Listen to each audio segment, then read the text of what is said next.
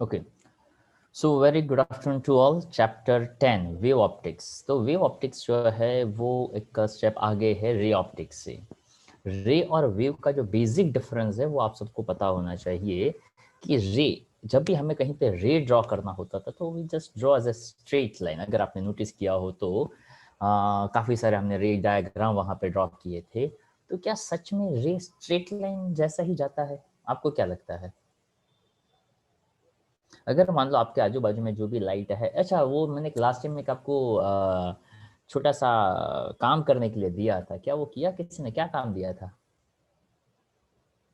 तो थंब और light finger को जस्ट देखना टच था। करें। अरे हाँ, थंब, और ऐसा मैंने करके कहा था कि आप ऐसा करके देखिएगा।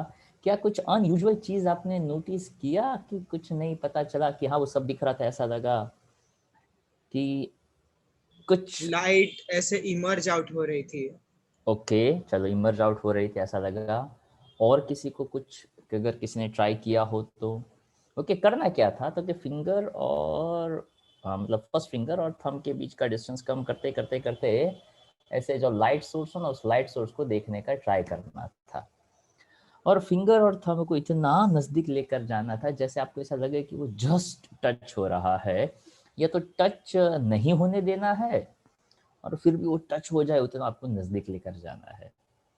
अगर ऐसा आप करते हो तो शायद हो सकता है आपको कुछ अजीब सा या तो कुछ अलग सा ऑब्जर्वेशन मिले। अगर वो करोगे तो ऑब्जर्वेशन मिलेगा, अगर नहीं करोगे तो उसमें कोई कुछ नहीं कर सर सकता। फिंगर और फिर थंब में ना सर एकदम से टच ही हो गए थे, मतलब एक साथ ओके, चिपक गया ना, हाँ ऐसा लगा। हाँ हाँ, तो आप एक काम करो ना, तो आप उसको उसमें थोड़ा सा गैप रखिए। Understand what I am saying? अगर वो चिपक जाते हैं तो आप उसको चिपकने मत दो, आप उसके बीच में थोड़ा सा गैप रखो। अगर ऐसा कर सकते हो तो देखिए, ट्राई करिए, it's not that much difficult. अगर कुछ दिख रहा है तो अच्छा ठीक है, चलो मैं जो कह रहा हूँ उसको देखने का ट्राई करें कि क्या ऐसा आपको लग रहा है। शायद किसी किसी को लग सकता है, it is not depend on all, हर एक को लगे ऐसा ज़रूरी नहीं है। जब आप फिंगर और थंब को एकदम नज़दीक लेकर जाओगे और अब आप वाइट सोर्स को देखोगे, तो फिंगर और थंब एक दूसरे को टच करे उससे जस्ट पहले ऐसा हो सकता है कि आपको फिंगर और थंब के बीच में एक हल्का सा ब्लैक कलर का लाइन शायद दिखे। May be that's possible. जिस तरह से फिजिक्स के अंदर आंखों का ज्यादा काम होता है, जिस तरह से केमिस्ट्री के अंदर थोड़ा नाक का काम ज्यादा होता है, ताकि वहां पे हर एक चीजों को सूंघना पड़ता है। ओके, आप इतने ज्यादा एक्सपेरिमेंट करते नहीं हो, पर किसी केमिस्ट्री टीचर को पूछिएगा कि अगर केमिस्ट्री अच्छा हो तो आपका नाक थोड़ा सा अच्छा होना चाहिए, ताकि आपको वहाँ पे हर एक चीज़ों को ऐसे सूंघना होता है। ओके, स्मेल से उसको सेंस करना पड़ता है, इसका स्मेल ऐसा था, इसका स्मेल ऐसा था, ताकि वहाँ पे हर एक केमिकल को टच, मतलब टेस्ट तो नहीं कर सकते ना। हाँ, किसी किसी को टेस्ट कर सकते हैं, ओके, पर वहाँ पे स्मेल जो है वो ज़्यादा इंपॉर्टेंस रखता है। उसी तरह से फिजिक्स के अंदर आँखों का काम जो ज़्यादा है। तो हो सकता है किसी किसी को ऐसा दिखे। I just try to show you again कि आपको क्या करना है। फिंगर और थंब के बीच में इतना गैप है, गैप कम कर रहा हूँ, कर रहा हूँ, करते करते करते करते करते इतना छोटा गैप हमें कर देना है जिससे हमें लगे कि अभी जस्ट फिंगर और थंब एक दूसरे को टच करेंगे।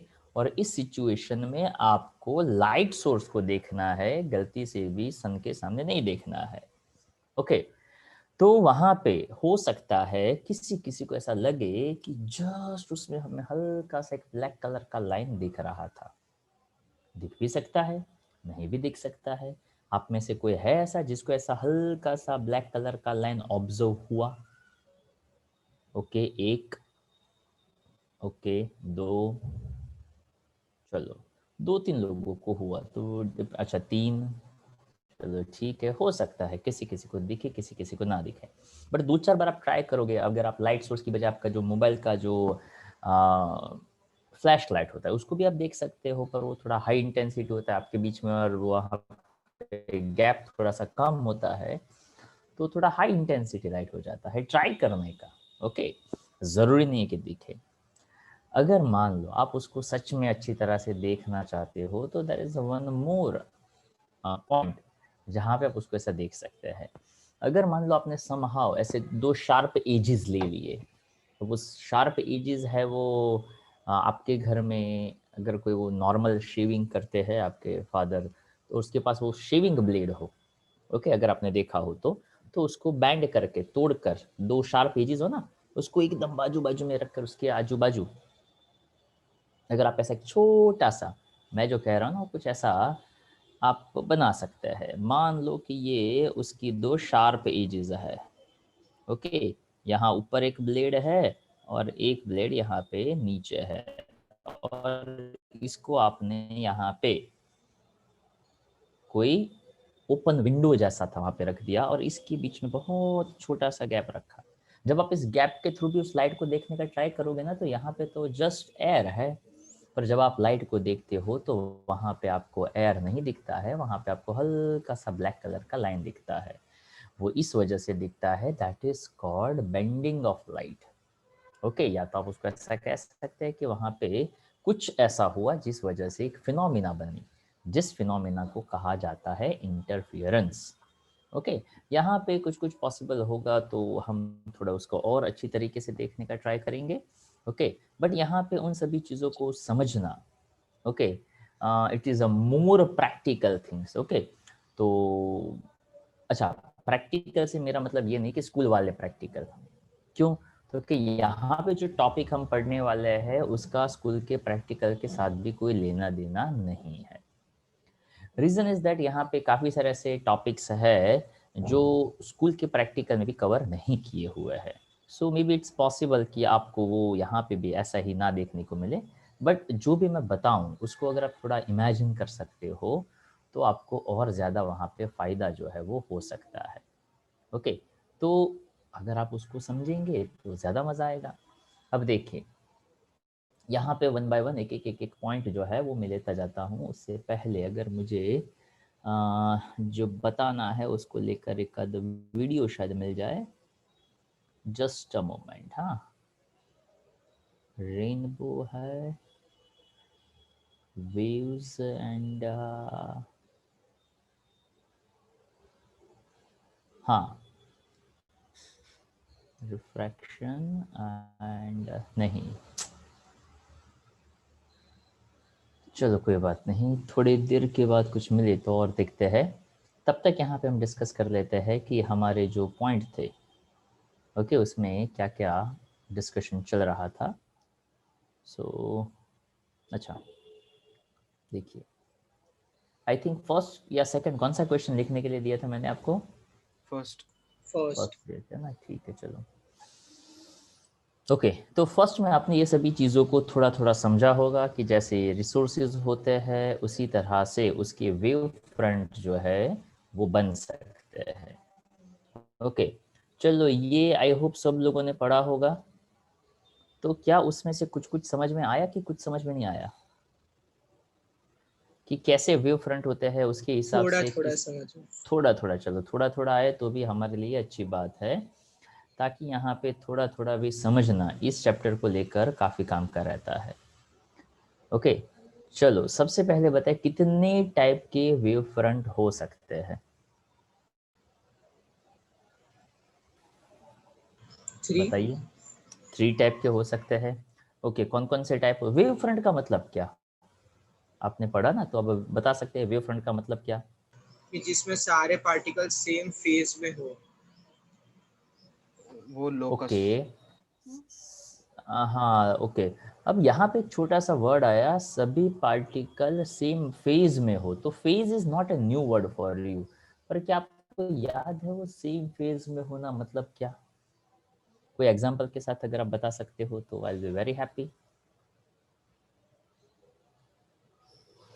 रजिस्टर वाले में होता था, एसी वाले। रजिस्टर वाले में होता था, ओके। इससे LCR। पहले तो यार वेव पूरा चैप्टर आप पढ़ चुके हैं, राइट? तो उसके अंदर भी हमने फेज डिफरेंस देखा था, याद होगा। Phi equal to 0। यस, तो वो क्या हुआ करता था उसको, उसमें से आपको जो भी याद हो आप बताइए। Phase angle. ओके, क्या हुआ करता था वो फेज एंगल वैसे? मतलब दो वेव के बीच में कितना एंगल का डिफरेंस है okay at the same point. Okay, चलो फेज को कोई सिंपल लैंग्वेज में समझाने का ट्राई करेगा कि फेज मतलब होता क्या है। अगर किसी को डिक्शनरी मीनिंग पता होगा तो भी चलेगा। What do you mean by phase, ताकि काफी लोगों को यही पता नहीं चलता है, फेज फेज बोलते रहते हैं, पर ये एग्जैक्टली फेज होता क्या है।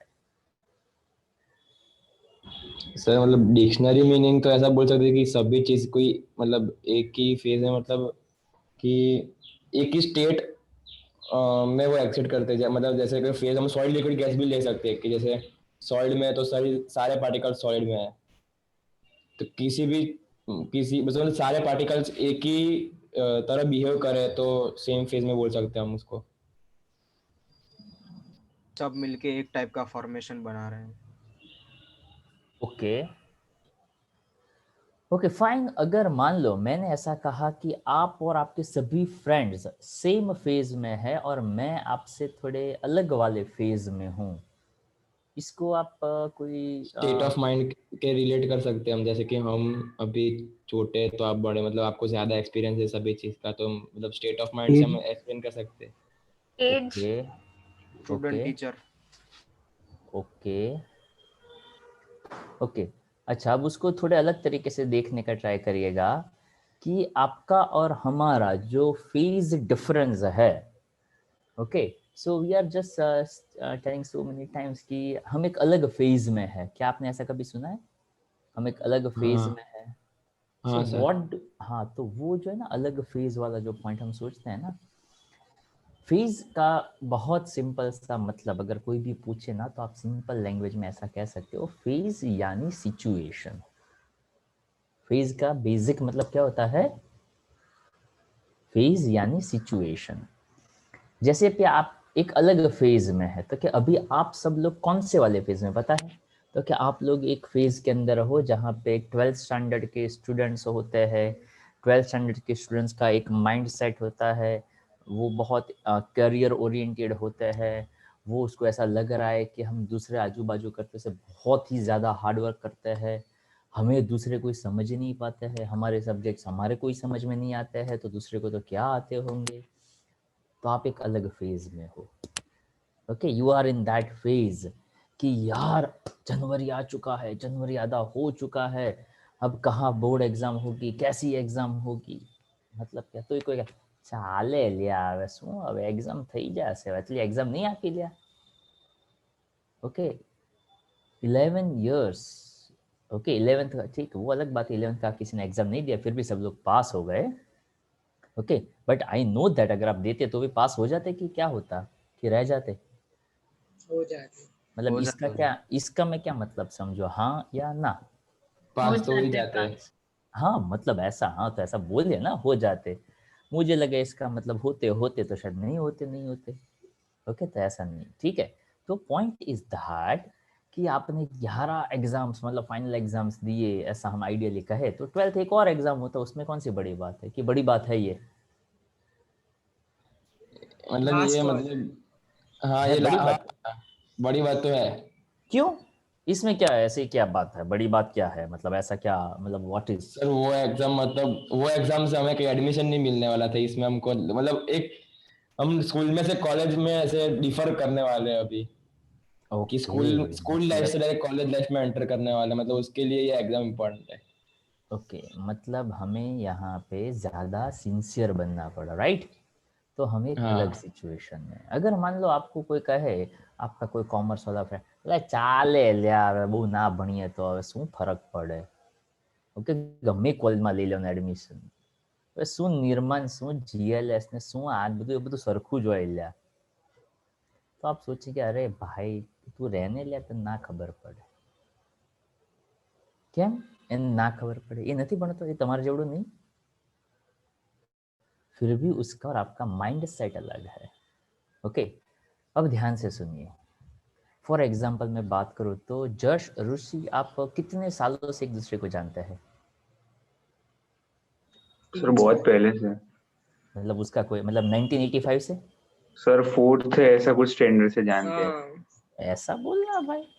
ओके तो फोर्थ यानी मैं आज से 8 साल पहले, Yes, 20 से मतलब 2012-11 से ले लो।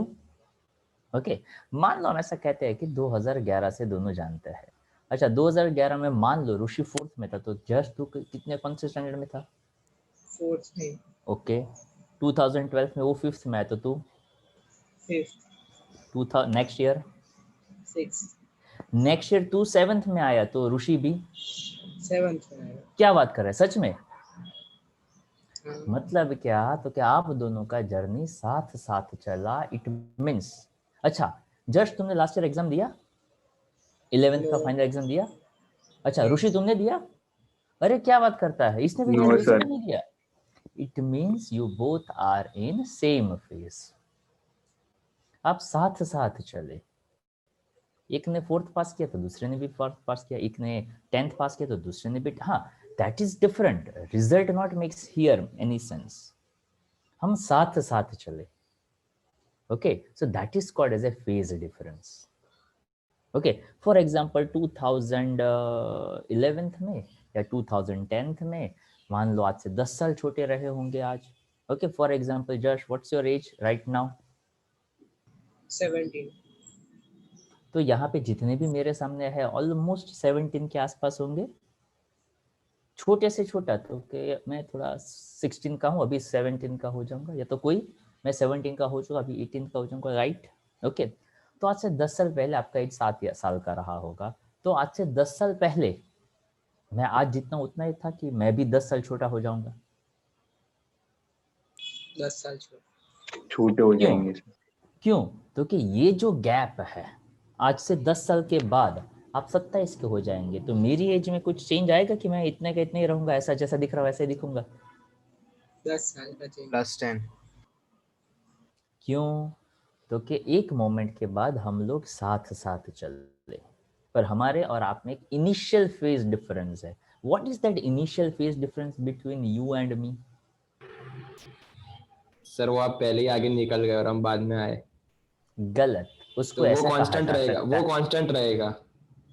उसको आपको ऐसा कहना चाहिए कि आपका बर्थ ईयर और हमारा बर्थ ईयर है, उसमें जो गैप है, क्या वो कभी फील हो सकता है? ना। ओके, नहीं सर। नहीं हो सकता है, वो तो कांस्टेंट ही रहेगा। फॉर एग्जाम्पल, अगर मैं आपसे 10 साल बड़ा हूँ, तो आने वाले कितने भी साल हो जाए, ओके, अगर आप 50 के हो जाओगे तो मैं 60। 60।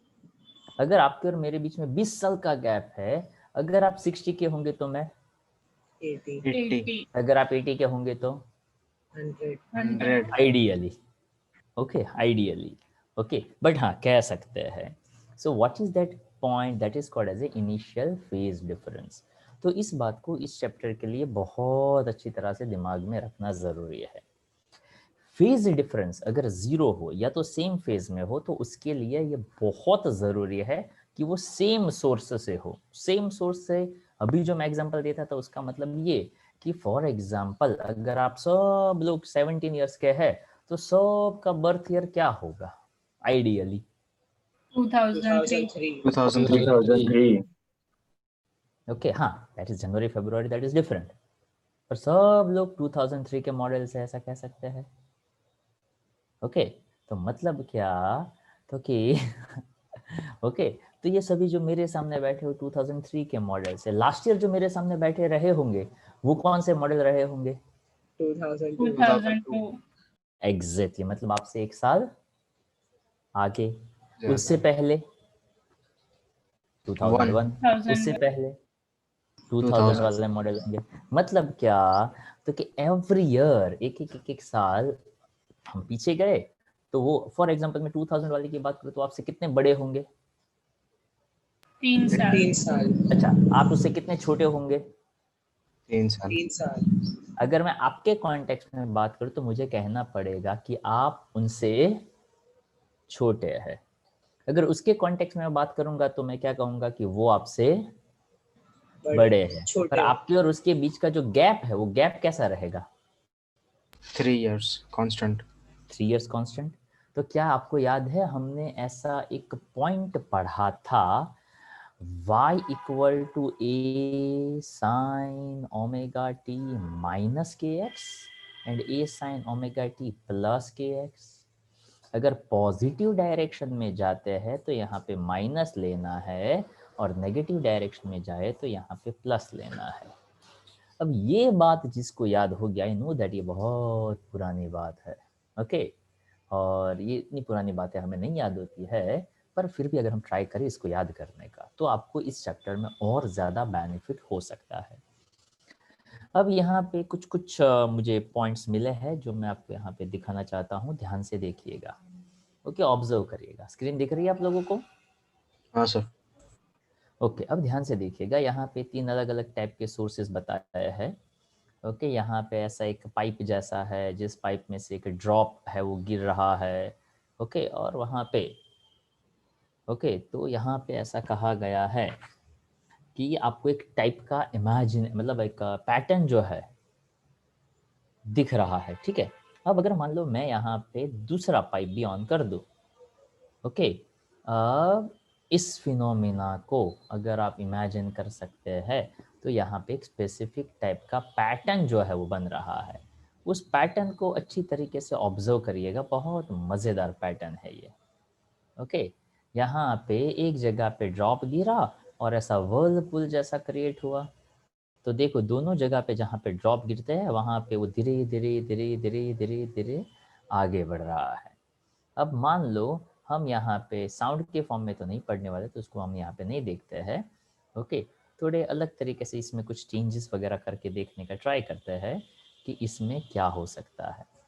ओके तो देखिए यहाँ से ऐसा एक लाइट है वो निकल रहा है, और ये जो पैटर्न यहाँ पे बन रहा है ना, ओके अब यहाँ पे सबसे इम्पोर्टेंट पॉइंट क्या नोटिस करना है वो देखिएगा, ओके कि अगर मान लो हम यहाँ पे इस पैटर्न को देखें तो जैसे ही ये पैटर्न मैं यहाँ पे फिर से चालू कर रहा हूँ, ओके तो देखिए यहाँ से black white black yellow black yellow black yellow black yellow ऐसा निकल रहा है। ऐसा दिख रहा है आपको? क्या इमेजिन हो रहा है? क्या ऐसा आप इमेजिन कर सकते हैं कि जैसे कोई पानी है उसके अंदर हम पत्थर फेंक रहे हैं, ओके तो ऐसा ही कुछ कुछ यहाँ पे होने का ट्राई हो रहा है। अब देखिएगा फिर से उसको हम देखने का ट्राई करते हैं कि अगर मान लो मैंने यहाँ से ये एक, अब यहाँ पे ये जो पैटर्न बन रहा है देखिए, green black green black green black green black, क्या आपको ऐसा लग रहा है कि हर ब्लैक के बीच का डिस्टेंस सेम टू सेम है? हाँ या ना? Yes sir. हर ग्रीन के बीच का distance same to same yes. है। अब यहाँ पे ये एक ही चीज है, अब यहाँ पे ऐसे जो वर्लपुल क्रिएट हो रहा है, ये जो इफेक्ट है ना, ये जो पैटर्न बनता है, इस पैटर्न को ही हमें यहाँ पे एक नाम देना है। आगे अगर आपके पास टेक्स्ट बुक हो तो टेक्स्ट बुक को खोलेंगे, 2-4 पेजेस इधर उधर करेंगे, you will also find it कि यहाँ पे हमें ऐसी ही कुछ इमेजिनेशंस या तो ऐसी ही कुछ कुछ फिगर जो है वो देखने को मिल सकती है, ओके अब यहाँ पे आप जो देख रहे हैं एक अलग टाइप का इफेक्ट है वो बन रहा है। अगर मान लो मैं यहाँ पे दोनों सोर्सेस ले लूँ तो देखिएगा कि किस तरह से ये ग्रीन और ब्लैक एक दूसरे से मिल रहे हैं, और यहाँ पे ये black black black green green green ऐसे एक स्पेसिफिक टाइप का पैटर्न बन रहा है। अब ये जो पैटर्न बन रहा है ना, अब ध्यान से सुनिएगा मैं जिस बात को कह रहा हूँ, क्या यहाँ पे कुछ मिलता गया तो आपको एक अलग टाइप का कलर का शेड यहाँ पे दिख रहा है, थोड़ा सा ब्लर हुआ। Yes sir. उसके बाद यहाँ पे काफी क्लियर है, पर क्या यहाँ पे ब्लर जैसा दिख रहा है? Yes sir. Okay that need a good observation. हाँ सिर्फ हाँ हाँ मत करिएगा अगर आपको दिख रहा है तो, ताकि हो सकता है कि आपको आपकी स्क्रीन के अंदर थोड़ा और अलग तरीके से दिखे, ओके पर यहाँ पे थोड़ा और ब्लर दिख रहा है, यहाँ पे थोड़ा और ब्लर है, पर ये जो ब्लर है ना उसके बीच में यहाँ पे काफी क्लियर ग्रीन ब्लैक दिख रहा है, ओके तो यहाँ से जो हम पैटर्न समझेंगे it is something like that, जो हमने 11th में पढ़ा था याद हो तो, क्रेस्ट जब मिलते हैं तो वहां पे उसका क्रेस्ट का वैल्यू बढ़ जाता है, सो दैट इज कॉल्ड, याद होगा क्या है वो, क्रेस्ट ऐड होता है तो उस एड ऑन होने वाली को हम एक नाम कंस्ट्रक्टिव देते इंटरफेरेंस। हैं, exactly that is a constructive interference. जहाँ पे क्रेस्ट और ट्रफ मिलेंगे उसको क्या कहेंगे? Destructive. Destructive interference. So this is the pattern for the interference, okay अब यहाँ पे एक और चीज़ है, उसको हम देखने का समझने का ट्राई करते हैं। जो अभी मैं आपको बता रहा था ना, वो फिंगर्स के बीच में आपको ऐसा देखना है वगैरह वगैरह वगैरह। जस्ट मोमेंट, हाँ भाई। अब जो मैं आपको कह रहा था ना, तो यहाँ पे एक जस्ट इमेजिन करने के लिए ऐसा दिया हुआ है कि एक वाटर व्यू जनरेटर है, और यहाँ पे हम देखते हैं कि ये किस तरह से काम करता है। This is about the slit. Slit यानी जो छोटा सा गैप होता है उसको आप स्लीट ऐसा नाम दे सकते हैं। तो देखिए, जैसे यहाँ से पानी निकल रहा है, वाटर व्यू निकला, यहाँ से उसका बेंडिंग स्टार्ट हुआ। ओके, तो इसके बीच का ये जो गैप है ना, उस गैप को अगर आप थोड़ा सा कम ज़्यादा करो या दूर लेकर जाओ या उससे नज़दीक लेकर आओ, तो देखिए उसकी पैटर्न है ना, वो डिफरेंट डिफरेंट हो रही है। अगर मैं उसको यहाँ पे रखूँ ना, तो देखिए वो अलग तरीके से निकलेगा। If you just observe in the very slow motion, you find it. Okay, इसको एकदम, इससे मैं और नज़दीक नहीं रख सकता, इसको इतना मैं नज़दीक रख रहा हूँ, तो हम देख सकते हैं कि एक अलग टाइप का पैटर्न जो है वो बन रहा है। अब यहाँ पे जो विड्थ है, उस विड्थ को मैं बढ़ा रहा हूँ। जैसे विड्थ मैंने मैक्सिमम कर दिया, यहाँ पे बेंडिंग जो है वो प्रॉपर हो ही नहीं रहा है, या तो बहुत कम हो रहा है। पर अगर मान लो वो गैप मैं कम कर दूँ, जैसे मैंने ये गैप कम किया, मुझे एकदम अलग तरीके का चीज़ है वो देखने को मिल सकता है। ओके, यहाँ पे कंटिन्यूसली आता है, मतलब उसका फ्रीक्वेंसी मैंने बढ़ाया। ओके, एम्पलीट्यूड यानी किस तरह से वो वेव वहाँ से पास हो रहा है, वो अगर हम देखेंगे तो एग्जैक्टली ये जो स्ट्रेट लाइन था जैसे इस गैप में से पास हुआ, उसको कहते हैं बेंडिंग ऑफ लाइट होना। बेंडिंग ऑफ लाइट को याद करिए, हमने लास्ट सेशन में पढ़ा था, समझा था कि एक डार्क रूम के अंदर कोई हो, ओके, और बाहर से अगर कोई आता है तो वहाँ पे वो शेडो जो है ना वो बैंड होता है। ओके, तो यहाँ पे एक एक्सपेरिमेंट आता है जिससे हमें इस फिनोमेना को समझने में ज़्यादा आसानी लगती है। और यहाँ पे एक और चीज़ दी गई है जिसको यहाँ पे डिफ्रैक्शन पैटर्न कहा जा सकता है। यहाँ पे ये फिगर को मैं थोड़ा और बड़ा नहीं कर सकता हूँ, तो just try to observe it. Simple से एक बात बताता हूँ, ध्यान से सुनिएगा। क्या आप लोगों को ये छोटा वाला ब्लैक पॉइंट दिख रहा है? क्या आपको इसके अंदर एक वाइट स्पॉट दिख रहा है? बहुत बहुत बहुत छोटा है वो। Yes sir. ओके, अगर वो नहीं दिख रहा हो तो ऐसा समझिएगा कि वही वाइट डॉट को यहाँ बड़ा करके थोड़ा दिखाने का ट्राई किया हुआ है। ओके, अब जैसे मैंने ऐसा किया ना, तो यहाँ पे तो बहुत छोटा है इसलिए अपने को पता नहीं चलेगा। ओके, पर देखो जैसे मैंने यहाँ से मैं यहाँ आया ना, तो ये फिगर को ऑब्जर्व करिएगा। हाँ, थोड़ा सा चेंज हुआ इसके अंदर। ओके, अगर जैसे मैं यहाँ पे आऊँगा ना, तो देखो ये थोड़ा अलग हो गया, मतलब इसी को थोड़ा सा बड़ा करके दिखाने का ट्राई किया हुआ है। नाउ ऑब्जर्व केयरफुली कि अगर कोई वाइट लाइट या तो कोई भी लाइट, जब आप इस छोटे से, ये देखो एकदम सीधा सीधा सीधा वाइट लाइट था, एकदम छोटे से डॉट से पास हुआ, तो देखो तो इमेज कैसा दिख रहा है? बड़ा। Dark then black. हाँ, तो ये जो बन रहा है ना, अब देखिएगा ये यहाँ पे, अब देखने जाओ तो एक ही छोटा सा होल था, पर छोटा सा ही होल है वो, यहाँ पे इमेज कैसा दिखा रहा है? तो कि इसको कहते हैं bright spot, then black colour, that's a dark bright dark bright dark bright.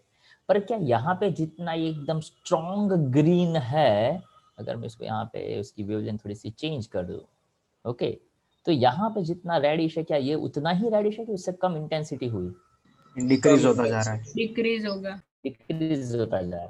पर जो पहले वाला वो इंटरफेरेंस देखा था ना, वो वेव जैसा, वहां पे ऐसा था कि हर ग्रीन सेम ग्रीन था, हर ब्लैक सेम ब्लैक था। यहाँ पे जो फर्स्ट ब्लैक लाइन है और ये फोर्थ ब्लैक लाइन है, उसमें ब्लैक का जो डार्कनेस है उसमें भी कैसा दिख रहा है अपने को? बहुत कम दिख रहा है, मतलब उसमें भी इफेक्ट कम हो रहा है। नाउ सी दैट, जैसे मैंने सोर्स चेंज कर दिया, यहाँ पे इसके अंदर कैसा डॉट नहीं रखा है, पर कैसा गैप रखा है मैंने? Square. So you can see that इस छोटा सा एक स्क्वायर गैप रख दिया। तो ये एक्सपेरिमेंट ऐसा है कि आप घर पे बैठ के भी कर सकते हैं। ओके, एक ब्लैक कलर का पेपर ले लिया, उसमें हल्का सा छोटा सा वो कटर से आपने एक स्क्वायर कट कर दिया, बहुत बहुत छोटा होना चाहिए, और उसके आगे आपने आपका मोबाइल का स्क्रीन रख, मतलब मोबाइल का टॉर्च लाइट रख दिया और सामने कोई स्क्रीन हो, तो यू कैन ऑब्जर्व इट। यहाँ पे स्क्वायर और उसके बाद छोटे छोटे छोटे छोटे छोटे स्क्वायर, ऐसे स्क्वायर, ऐसा भी आप देख सकते हो। और एक जगह पे डॉट और एक जगह पे स्क्वायर बनाओ तो आपको ऐसा भी वहाँ पे दिख सकता है।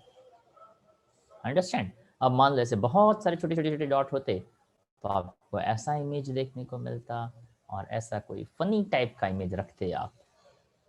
ओके, मतलब ये ऐसा कुछ दिखाया है कि कोई डांस कर रहा है, तो देखो उसका पैटर्न एकदम ही अलग दिख रहा है। अब यहाँ पे हम एक छोटा सा पॉइंट है उसको ट्राई कर रहे हैं कि अगर मान लो हमने यहाँ पे डायामीटर को थोड़ा सा बड़ा किया,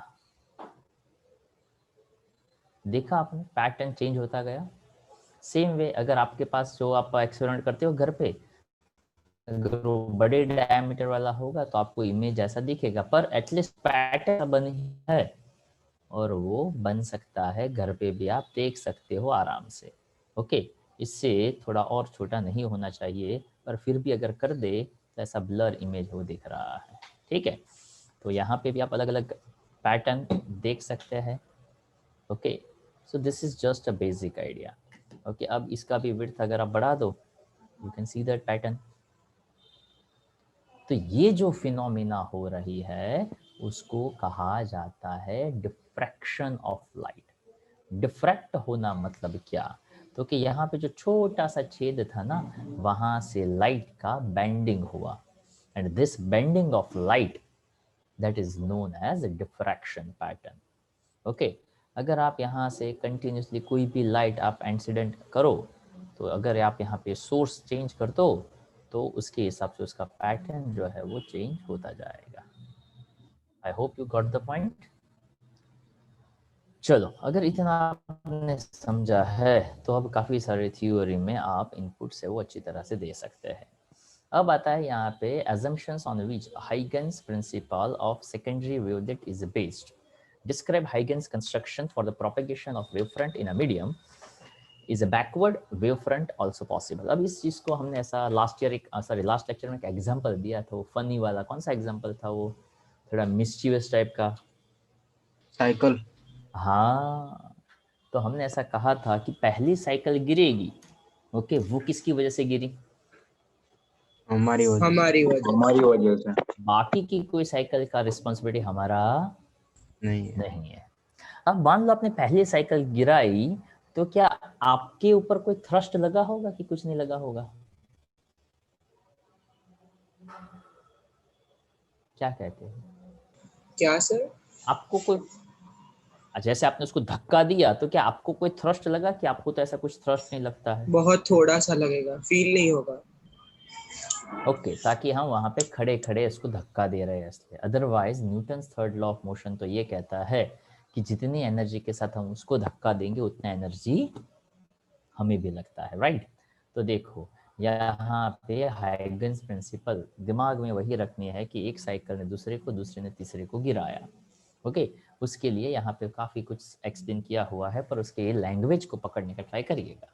okay, so basic funda is that each point on a wavefront act as a fresh source of a new disturbance, act as a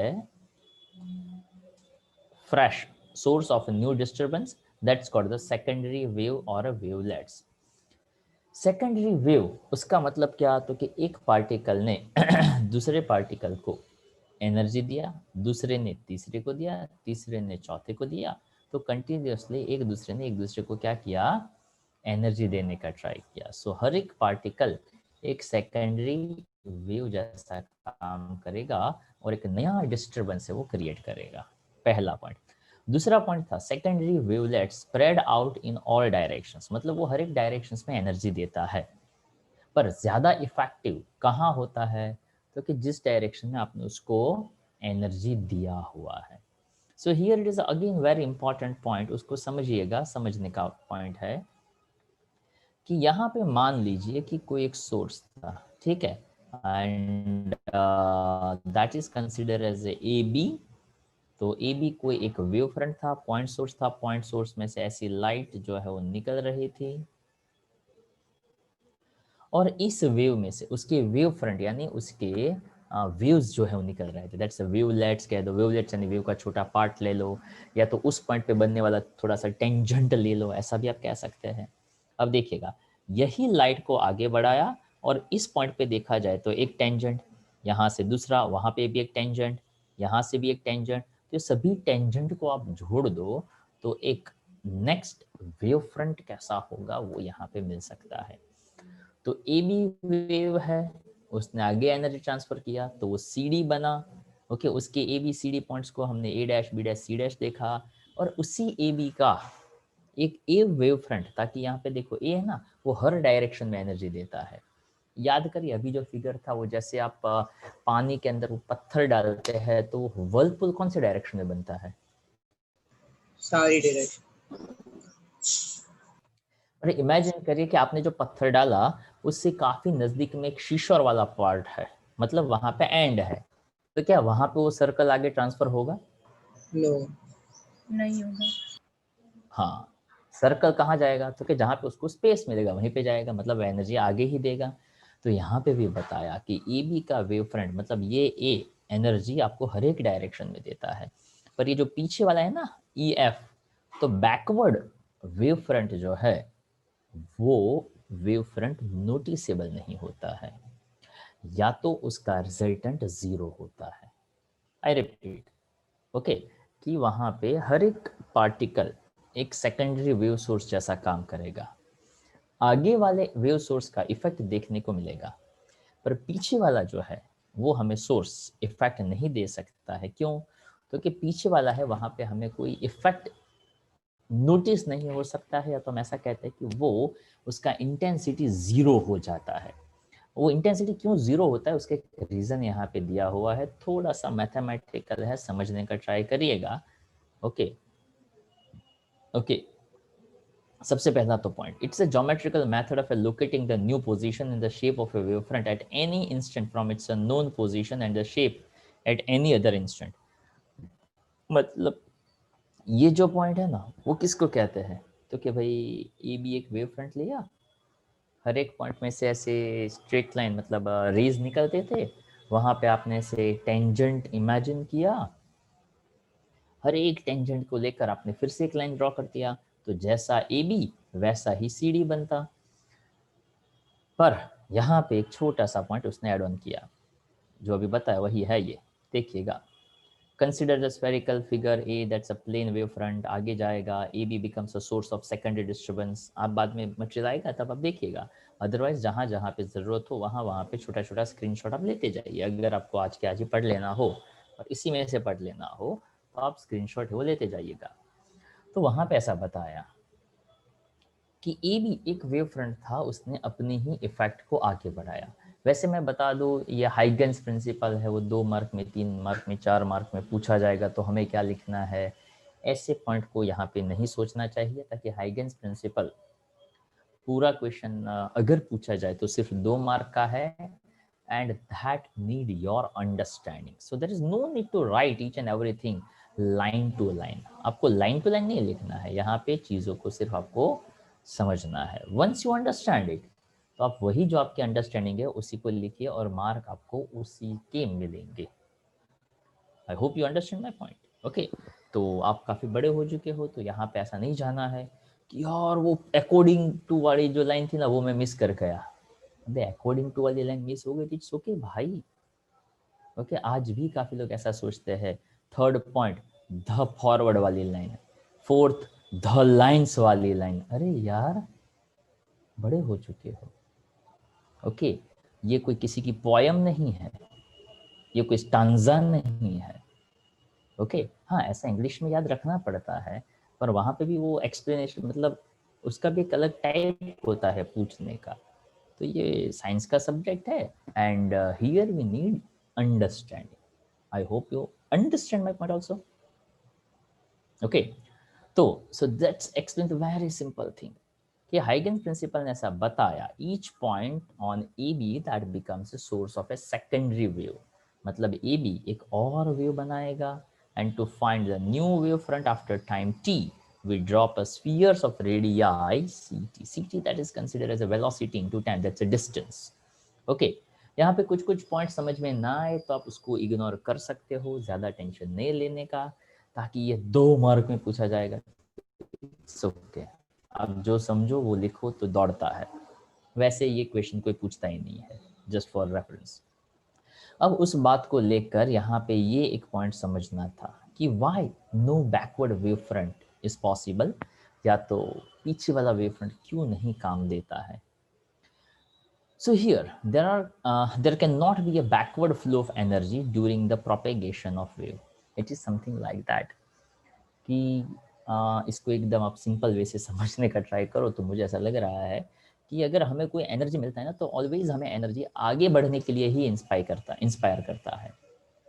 okay, कभी ऐसा नहीं होता है कि एनर्जी हमें मिला और हम 2 स्टेप पीछे चले गए, हमें और ज़्यादा एनर्जी मिलता गया और हम पीछे पीछे पीछे चलते गए। ओके, आई थिंक ये कभी कहीं पे नेचर के अंदर भी पॉसिबल नहीं है। अगर कहीं पे भी एनर्जी मिलता है तो हम कहाँ बढ़ेंगे, आगे बढ़ेंगे। दैट्स अ सिंपल फंडा।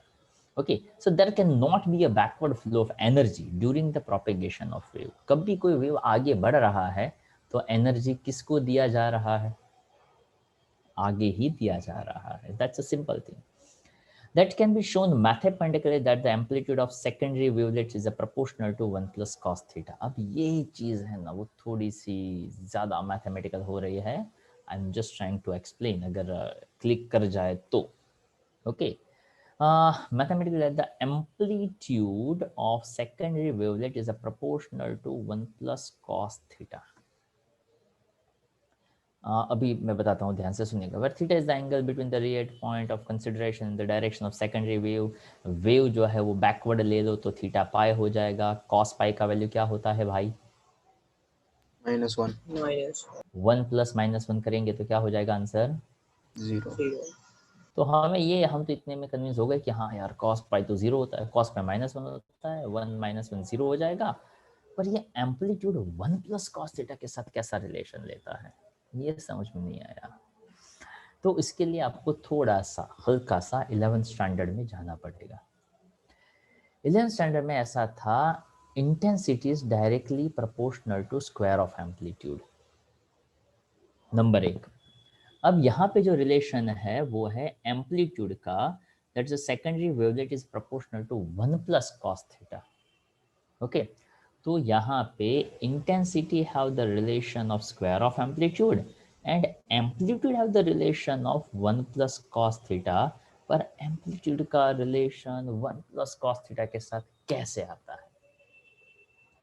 अगर मान लो मैं यहाँ पे कुछ आइडिया लगा दूँ, स्क्वायर कर दूँ, ओके, तो मैं दोनों साइड स्क्वायर कर दूँ तो ए स्क्वायर हो जाएगा, यहाँ पे 1 प्लस कॉस थीटा हो जाएगा, राइट। 1 प्लस कॉस थीटा का एक्सपेंशन क्या होगा, 1 प्लस कॉस थीटा का एक्सपेंशन क्या होगा, 1 plus cos square theta plus 2 cos theta sin theta। Very good. Cos square theta की जगह पे क्या मैं ऐसा लिख सकता हूँ, sine square theta -1। Yes sir. Okay, और वहां से अगर मैं उसको थोड़ा और टेक्निकली मैं उसको लेकर जाऊं तो यहाँ पे एक और रिलेशन हमें मिलता है। वैसे एम्पलीट्यूड क्या है वो किसी को याद है, मैक्सिमम डिस्प्लेसमेंट। ओके, अगर वो आपको याद होगा तो आपका काफ़ी सारा काम आसान हो सकता है। याद करिए, क्या आपने ऐसा पढ़ा था y = a sin omega t, पढ़ा था ऐसा कुछ यस सर। Yes sir. वहाँ पे आप a cos ओमेगा t भी कह सकते थे। यस। ओके, तो अगर आपको ये 11th का छोटा सा पॉइंट याद हो तो वहीं से ये डेराइव हुआ है। अभी के लिए मैं इतना बता सकता हूँ, और बाद में मैं कितना भी मैथ्स आपको समझा दूँ, पर बाद में आपको सिर्फ इतना ही समझना है या तो याद रखना है, amplitude is proportional to 1 plus cos theta, backward जाता है तो थीटा पाई होता है और 1 प्लस कॉस पाई 0 हो जाता है। That is the short and sweet. Okay, अगर आपको बहुत ज़्यादा समझना हो तो कोई रेफरेंस बुक उठा सकते हैं, जैसे जो लोग JEE नीट है तो उसका जो हमारा मॉड्यूल है शायद वहाँ से आपको मिल जाएगा, या तो HC वर्मा से आपको मिल जाएगा और डिटेलिंग वाला। ओके, पर यहाँ पे कुछ कुछ पॉइंट्स मैंने आपको हिंट के फॉर्म में दिए कि intensity proportional to square of amplitude था, एम्पलीट्यूड का मतलब मैक्सिमम डिस्प्लेसमेंट था, y equal to A sine omega T है तो y equal to A cos omega T हम ले सकते थे। ओके, तो वहाँ पे अगर मैं इंटेंसिटी का एम्पलीट्यूड का ये रिलेशन अगर ढूंढना चाहूँ तो मुझे इस डिस्प्लेसमेंट से उस रिलेशन को डिराइव करना पड़ता है। पर यहाँ पे मेरे हिसाब से इतना ज़्यादा सोचने की ज़रूरत नहीं रहती है। ओके, और बहुत ही सिंपल वे से अगर मैं देखूँ तो मुझे ये लाइन ज़्यादा कन्विंसिंग लगती है। There can not be backward flow of energy during the propagation of wave. फिर भी दोज वर इंटरेस्टेड तो वो एक दो रेफरेंस बुक रेफर कर सकते हैं। ओके, तो उससे शायद उसको पता चल जाएगा। बाकी के लिए तो मैं यही एडवाइस करूँगा कि बाल की काल खींचने की बजाय सीधा सीधा ओके इंजॉय करिएगा। ओके, आम खाने का गुठलियाँ नहीं गिनने का। ओके, ताकि यहाँ पे इसका ऐसा कोई सिग्निफिकेंस नहीं है। अब वही हाइगन्स प्रिंसिपल को लेकर अभी यहाँ पे आपको रिफ्लेक्शन और रिफ्रैक्शन दोनों को बताना है। चलो उसके लिए कौन बताएगा लॉज ऑफ रिफ्लेक्शन क्या होता था? Angle of incidence equals to angle of reflection. अब इस बात को ध्यान से सुनिएगा। अगर मैं कहता हूं कि आपको ये पूरा पैन देखना है तो आपको कौन से पार्ट से लेकर कौन से पूरे पार्ट तक का सब कुछ आपको दिखना चाहिए? Bottom to tip. Exactly, bottom से लेकर टिप तक अगर आपकी आंखों से जो भी लाइट आई, क्या ऐसा होगा कि ये टॉप दिख रहा है बीच में से आपकी, मतलब ऐसा कुछ हो जाएगा कि आंखों मतलब ऐसी कुछ लाइट यहाँ से पास ही नहीं हुई और नीचे बॉटम दिख रहा है, ऐसा हो सकता है क्या? मतलब नो सर, दिखा दिखा और ये इनविजिबल हो गया, क्या ऐसा होगा? No sir. Not possible. तो हम ऐसा कहेंगे कि यार एक रे यहाँ से गया, एक रे यहाँ से गया, अगर दो रे यहाँ से मैं अगर देख रहा हूँ तो क्या मुझे पूरा पैन दिखेगा, हाँ या ना? Yes yes sir. पक्का? Now need more attention everyone, ताकि ये जो फिगर है वो हमारे रिफ्लेक्शन वाली फिगर से उसी के जैसा है, पर यहाँ पे एक दो छोटे छोटे पॉइंट है वो स्टूडेंट्स को कंफ्यूज करते हैं। ओके, तो ध्यान से देखिएगा, यही फिगर को मैं थोड़े अपने तरीके से पहले समझा देता हूँ। मुझे रिफ्रैक्शन समझना है वेव का, सॉरी रिफ्लेक्शन समझना है वेव का। ओके, अगर मान लो ये सरफेस में लेता और ऐसी लाइन में इंसिडेंट करता तो ये क्या वेव है कि रे है? रे। रे है। रे है। अब ऐसे बहुत सारे रेज में अगर लेता हूं तो ही मैं कह सकता हूं कि मैंने क्या इंसिडेंट किया, पूरा का पूरा वेव इंसिडेंट किया। ठीक है, ऐसे ढेर सारे रेज आते। ओके, अब ये ढेर सारे जो रेज है उसमें से मैं आपको आइडिया देना चाहता हूं कि मान लीजिए, क्या मान लेना है, तो कि ये जो वाला था वो यहाँ पे टच कर चुका है, इसको अभी टच करने में थोड़ा टाइम है, ये पार्ट अभी इतना ज़्यादा डिस्टेंस ट्रैवल करने के बाद टच करेगा, और इसको तो अभी टच करने में और ज़्यादा टाइम लगेगा। मतलब क्या, तो कि इसका रिफ्लेक्शन चालू हो गया, पर इसका रिफ्लेक्शन जब तक नहीं होता है तब तक हमें पूरे वेव का इफेक्ट देखने को नहीं मिलेगा। इसको आप ऐसे समझिए कि मान लो आप पिकनिक में गए, पिकनिक में बस कहीं पे रुकी, आप एक स्पॉट देखने के लिए गए, मान लो वहां पे फ्रीडम था, हर कोई अपने अपने हिसाब से स्पॉट देखकर जल्दी आ सकता है। आपने स्पॉट देख लिया ताकि आप पहले थे, आगे थे, आप स्पॉट देखकर बस पे पहुंच गए, तो क्या बस चालू होकर निकल जाएगा? तो ये जो है ना वो बस है, ऐसा समझिए। आप पहुंच गए, इसको भी पहुंचना पड़ेगा यहाँ पे, इसको भी पहुंचना पड़ेगा यहाँ पे, सब पार्टिकल एक साथ यहाँ पे पहुंचेंगे, तब जाकर उसका रिफ्लेक्शन क्या होगा, स्टार्ट होगा। Okay, it's something like that कि ये एक ही मीडियम में है, तो ये जो रेड लाइन है उसको कहते हैं वेव फ्रंट, और वेव फ्रंट ने इस सरफेस के साथ जो यहाँ पे एंगल बनाया उसको कहते हैं एंगल ऑफ इंसिडेंस, ताकि पूरे के पूरे वेव फ्रंट ने उसके साथ एंगल बनाया।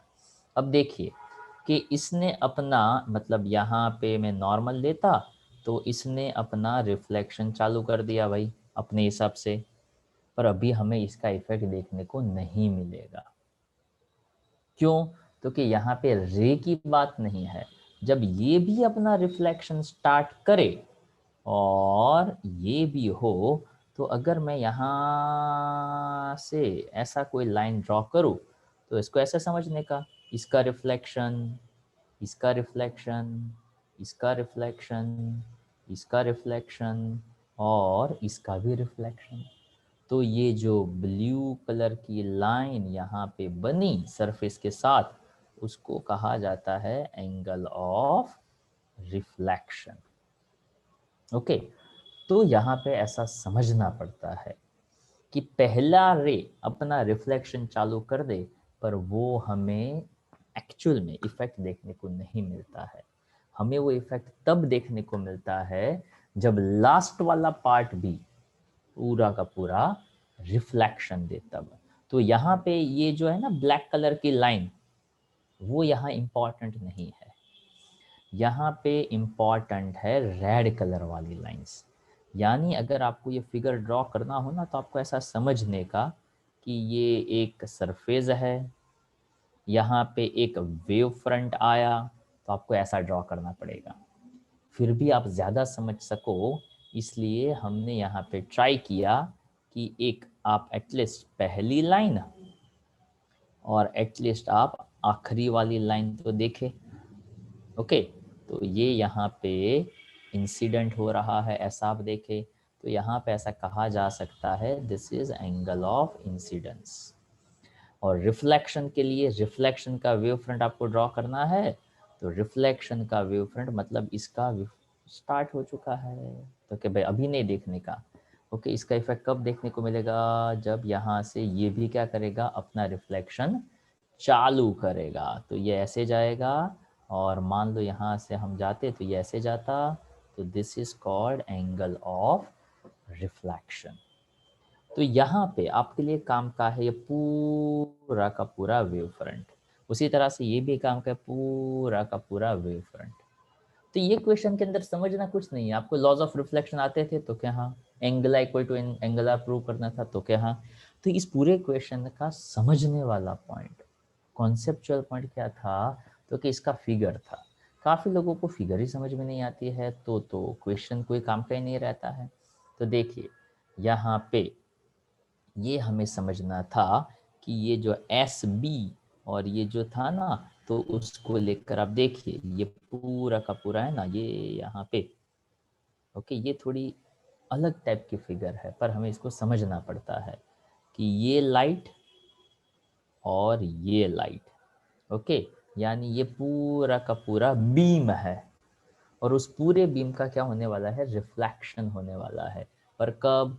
तो कि इसने तो अपना रिफ्लेक्शन चालू कर दिया, पर अभी नहीं भाई।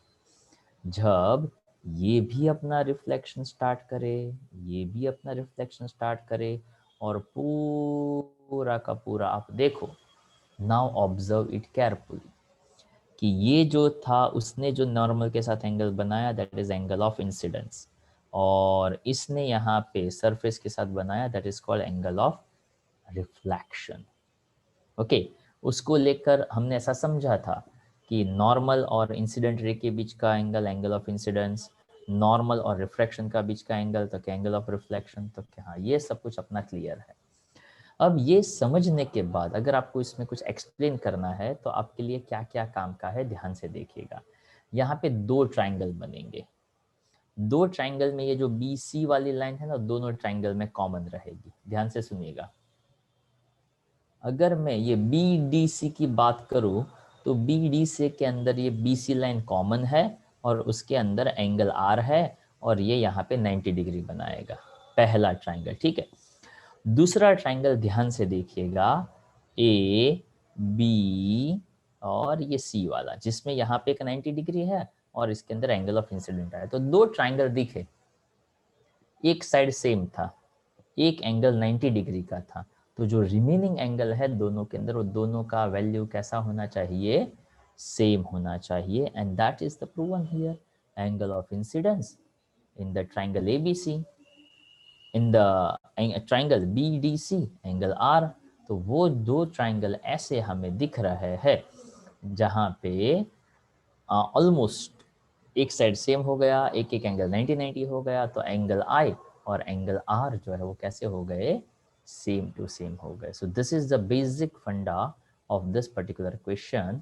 तो यहाँ पे इस क्वेश्चन के लिए समझना वही था उसका फिगर। जिसको फिगर समझ में आ गया उसको पूरा क्वेश्चन समझ में आ गया।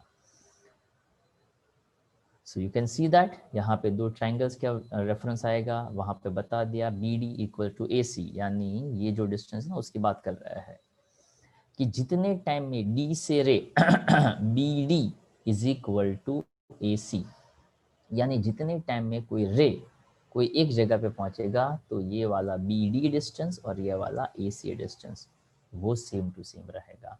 और इसी वजह से आपको ट्राइंगल ABC और ट्राइंगल BCD या तो BDC दिखना चाहिए, जिसके अंदर एक 90 डिग्री, एक कॉमन साइड। तो यहाँ पे लिखा है angle of incidence and reflection that is I and R respectively, that ABC and DCB two triangles, दो 90 वाले आ गए, एक साइड कॉमन आ गया, तो AC और BD भी इक्वल साइड हो गई।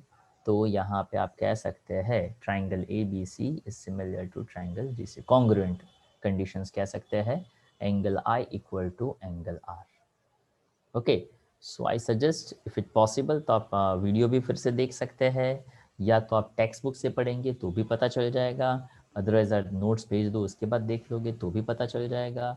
और आज के आज इसको रिवाइज कर लीजिएगा।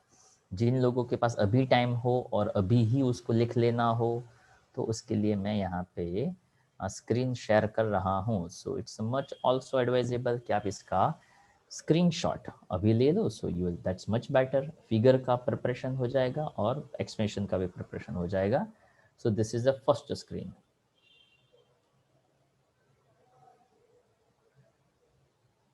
okay, then after this is a second screen। और यहाँ पे फायदा ये है कि इस क्वेश्चन में फिगर समझा तो नेक्स्ट क्वेश्चन की फिगर अपने आप समझ में आएगी। And this is third screen. यहाँ पे रिफ्लेक्शन समझना था और नेक्स्ट क्वेश्चन में रिफ्रैक्शन समझना है। तो जिसको रिफ्लेक्शन समझ में आ गया हो वो रिफ्रैक्शन के लिए ट्राई कर सकता है।